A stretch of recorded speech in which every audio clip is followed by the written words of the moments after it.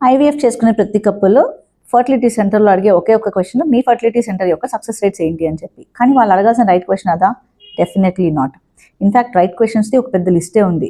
దీన్నే మేము సీక్రెట్ 16 అంటాం. అంటే 16 క్వశ్చన్స్ యొక్క లిస్ట్ అనమాట.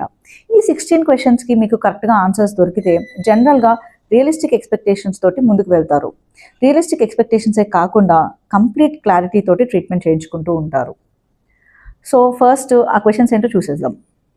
ఫస్ట్ క్వశ్చన్, మా ఏజ్కి మాకున్న క్లినికల్ డయాగ్నోసిస్కి జనరల్గా ఉన్న సక్సెస్ రేట్స్ ఎంత? మాకున్న క్లినికల్ కండిషన్ ఏమైనా స్పెషల్ కండిషనా? ఒకవేళ స్పెషల్ కండిషన్ అయితే దీంట్లో మీకు కంప్లీట్గా ఎక్స్పీరియన్స్ ఉందా? థర్డ్, మీ క్లినిక్లో డోనర్ సైకిల్స్ చేయడానికి ప్రిఫర్ చేస్తారా, లేకపోతే సెల్ఫ్ సైకిల్స్కి ఎక్కువగా ప్రిఫరెన్స్ ఇస్తారా? ఫోర్త్, ఎంబ్రియో ట్రాన్స్ఫర్ చేసేటప్పుడు నా పర్టికులర్ కేసులో సింగిల్ ఎంబ్రియోని ట్రాన్స్ఫర్ చేస్తారా, లేకపోతే మల్టిపుల్ ఎంబ్రియోస్ని అంటే ఒకటి కంటే ఎక్కువ ఎంబ్రియోస్ని ట్రాన్స్ఫర్ చేయడానికి ప్రిఫర్ చేస్తారా? ఫిఫ్త్, మాకు ఐవీఎఫ్ చేసేటప్పుడు ఏ ప్రోటోకాల్ని వాడదాం అనుకుంటున్నారు? సిక్స్త్, ఆ ప్రోటోకాల్ ఎందుకని వాడదాం అనుకుంటున్నారు? ఆ ప్రోటోకాల్కి ఉన్న అడ్వాంటేజెస్ ఏంటి, డిసడ్వాంటేజెస్ ఏంటి? సెవెంత్, మా పర్టికులర్ కేసులో జస్ట్ ఐవీఎఫ్ కాక ఇంకేమన్నా స్పెషల్ కేర్ అవసరమా?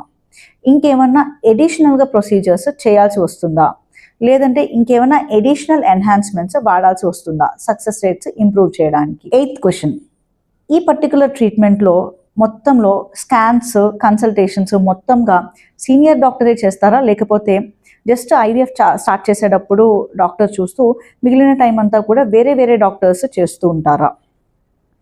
నైన్త్, ఎంబ్రియాలజిస్ట్ ఎవరైతే ఉన్నారో ఐవీఎఫ్ చేసేవాళ్ళు, వాళ్ళ యొక్క క్లినికల్ ఎక్స్పీరియన్స్ ఎన్ని సంవత్సరాల నుంచి ఉంది?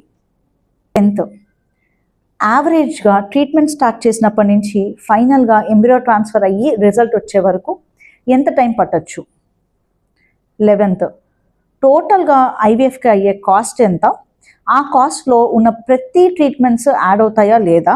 ఆ కాస్ట్లో మెడిసిన్స్, స్కాన్స్, కన్సల్టేషన్స్, ఇంజెక్షన్స్, దాని తర్వాత ఐవీఎఫ్ ప్రాసెస్ అన్నీ కూడా యాడ్ అవుతాయా?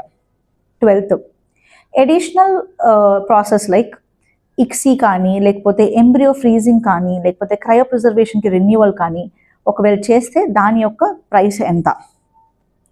13th, ఒకవేళ ఐవీఎఫ్ దాకా వెళ్ళకపోతే ఎగ్ పికప్ అనేది క్యాన్సిల్ కనుక అయితే ఏదైనా కారణంగా మీ క్లినిక్ యొక్క పాలసీ ఏంటి? 14th, ఒకవేళ ఈ ఐవీఎఫ్ కనుక ఫెయిల్ అయితే నెక్స్ట్ మాకున్న ఆప్షన్స్ ఏంటి, వాటి యొక్క సక్సెస్ రేట్స్ ఏంటి?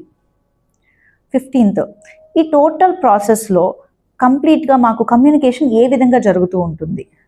16th, మీ ల్యాబ్లో ఎక్కడా తప్పు జరగకుండా అంతా పర్ఫెక్ట్గా జరగడానికి విట్నెసింగ్ సిస్టమ్ అనేది ఏదన్నా కంప్లీట్గా ప్రాపర్గా చూసుకునేలాగా ఉందా లేదా?